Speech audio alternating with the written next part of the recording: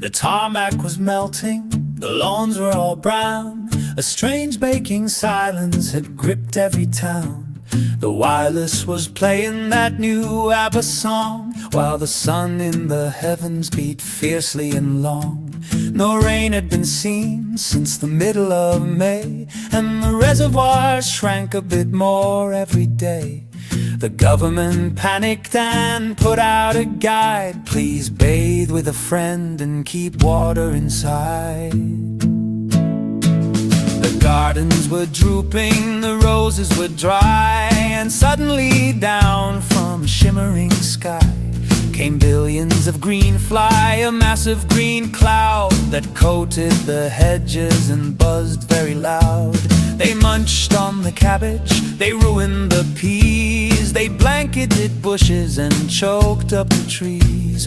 But just when we thought that our gardens were dead, the horizon turned into a carpet of red. They came from the coastlines, they dropped from the air, a great scarlet army with no time to spare.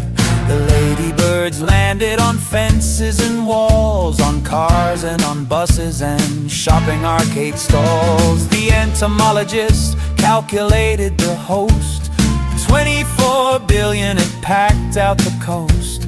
They'd eaten the greenfly right down to the bone, and now that their lunch had completely flown, they looked at the humans all gathered in lines and decided to alter their dinner designs. Now ladybirds usually win good reviews, but these ones were thirsty and looking at you. They landed on shoulders, they crawled up the vest. They didn't care who was a holiday guest. To hydrate themselves from the terrible heat, they started to nibble on human sweat meat. You'd sit on the beach for a nice quiet doze and wait with a beetle pinned fast to your nose. And oh, the poor Brits on the pebbles and sand, with calamine lotion applied by the hand. For everyone managed to get totally baked, as thirst in the nation could hardly be slaked. With skin like a lobster and shoulders on fire, our sunburned complexions were something to admire. You try to go swimming to cool down your hide, but millions of ladybirds floated inside. Meanwhile in the world there was plenty of news, while we were all shaking the bugs from our shoes. Big Harold had quit as the Prime Minister boss, and Jim Callahan took the reins with a toss. The punk rock explosion was starting to hit.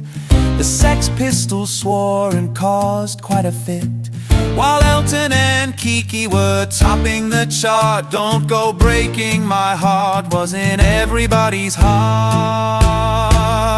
If bugs got too much and you ran from the sands, you'd go to the theater and clap with both hands. The Seaside Special was setting the pace, with TV variety all over the place. At Blackpool and Scarborough the crowds were immense, for entertainment that made very little real sense. Ken Dodd was out waving his famous tickling stick, while Charlie Cairoli threw custard pies thick.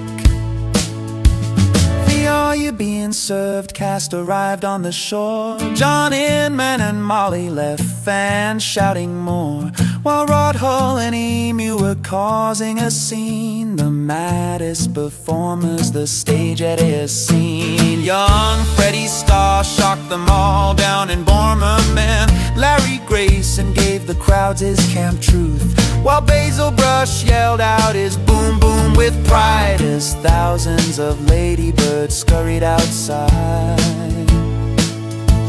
It lasted for weeks, that bizarre red event, till everyone's patience was totally spent. We'd crunch them on pavements, we'd find them in tea. They flew down our trousers and crawled up our knee.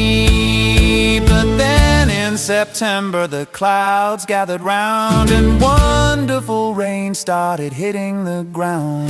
The beetles departed, the drought had to break, and left us with memories we never could shake. The summer we stood in a long water queue, getting bit by a ladybug, red, black, glad.